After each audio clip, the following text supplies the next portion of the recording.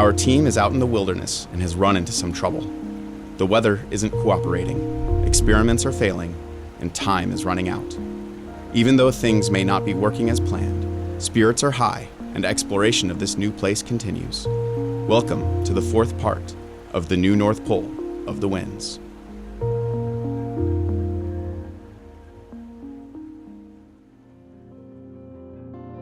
So because we were at fairly high latitudes, the sun was up in the sky all day and all night, and it never got dark.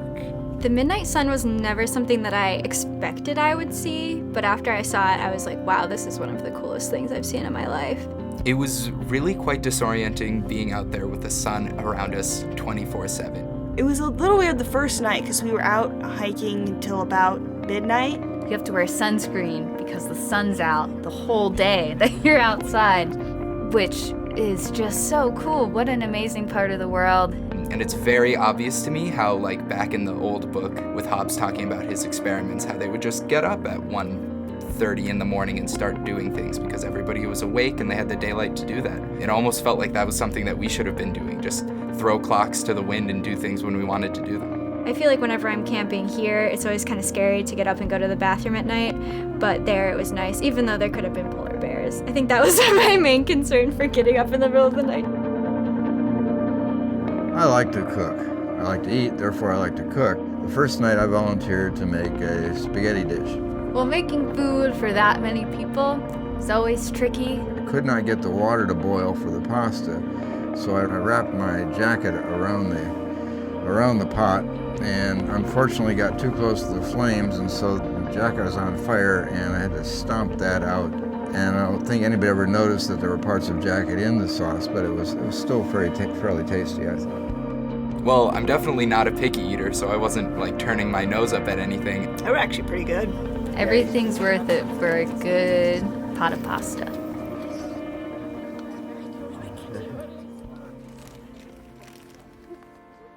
We were supposed to get about 1/4 of an inch of rain over the course of those 48 hours, and instead we got a lot more.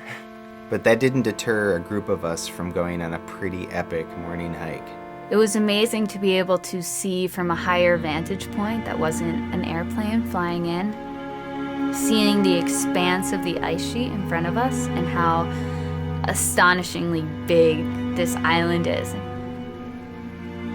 Whenever we found something new, I was seeing it for the first time. I'd never seen an Arctic hare before. Finding a little bit of the fur was really exciting. I'd never seen a caribou before, and seeing the caribou and then finding an antler was amazing. While we were rejuvenated by that hike, we returned back down to Basecamp to a group ready to go somewhere. We didn't know where, but they certainly did. We were off to our first calving front. That moment where you walk up to the edge of this ice sheet is extremely emotional. It's literally a wall of ice that's probably like 10 stories high. And standing in front of that, you feel small, first of all, but you also feel just so blessed to have this opportunity to stand here. It was picture perfect. It was blue. There were just millions of different tones within the ice itself. Some of it was brown, some of it was just bright white. Just the immensity of it all was really, really interesting. You're like, oh, now I understand why the ice sheet has such a big impact on everything else in the world, because it's huge. It's huge.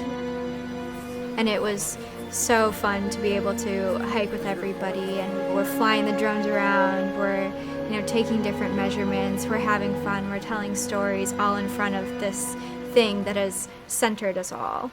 Oh, hello. Hi. It's a bit cold, but that's what you get when you're next to a glacier. Seeing the calving front was like, this is it. This is the experience for us. Like, that really felt like it was kind of the pinnacle of the trip for me. After another lovely dinner, this one with a little less jacket in the sauce, we all squished into the big tent and talked about what we had just experienced. We were like one, cohesive unit. Like, we were almost getting to, a family of sorts. So we were sitting there, just trying to stay warm out of the rain, all eating dinner, and then all of a sudden Allie started coming up with these absolutely atrocious mind games that she was subjecting us all to. Johnny, Johnny, Johnny, Johnny, whoop, Johnny, whoop, Johnny, Johnny, Johnny, Johnny. All right, I'm leaving. No, I mean Greenland. And so all of us were trying to guess it and figure it out, and we were all divided. I remember Bob being in complete arms about it. And so it was a really interesting way in watching the conversation go from like, oh, these fun mind games and whimsical, to a little more serious, like, oh, what are we trying to do? What's important to us? And then kind of come back out of that, back into being like lighthearted and fun. We sat in there for quite a few hours just enjoying each other's company. It was very nice. As we all chatted, Lydia, Abby, and Alec were all talking about the epic morning hike that we had gone on, and it now looked like there was a second group that wanted to follow in their footsteps. And so we went out behind the base camp, hopped over the river, climbed up ridges, and there was a lot of like loose rock. And so we were just like kind of trying to climb across it, and then every step that you would take, like these rocks would be tumbling down these ridges, and then eventually they'd hit the like lake. When we reached the top of the first moraine, we turned around and saw these tiny little dots off in the distance, and we realized that our group was about to get a little bigger. And we have this gorgeous view of the glacier in the background. Or Gwyneth.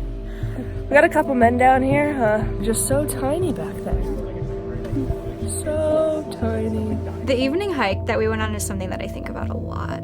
I remember being really intimidated by the giant hill because I just had to lift my legs up super high for them to get above the moss and be able to take a step up. We crossed the river and we went to where the edge of the ice sheet was, and it dropped off into a really beautiful lake. And we walked as close to the ice sheet as we could to be safe, and then we kind of backed off and walked up that giant mountain that was right next to Basecamp, which was incredible because at the top we got to look out and see the cliff of ice that was leading down into the water and Basecamp, and you just got an incredible view of the ice sheet. So I feel like that was one of the best lookout spots on the entire trip. After a nice hike, you like to get a little midnight snack, and so we decided to raid those coolers. So we walked down to the truck, did a quick look around, nobody was looking, so we opened those coolers, and guess what we got out of it? Cheese. So we all had a little midnight cheese snack after our hike together. I'm pretty sure Perry was a little bit upset with us because we were taking away ingredients from his following meals that he was going to make for us, but at the time it was definitely worth it. We needed that. I think what stuck with me was truly how remote this place was and how not many people from outside of Greenland had ever stood there. In the news, you see that the general public doesn't know that Greenland is inhabited at all.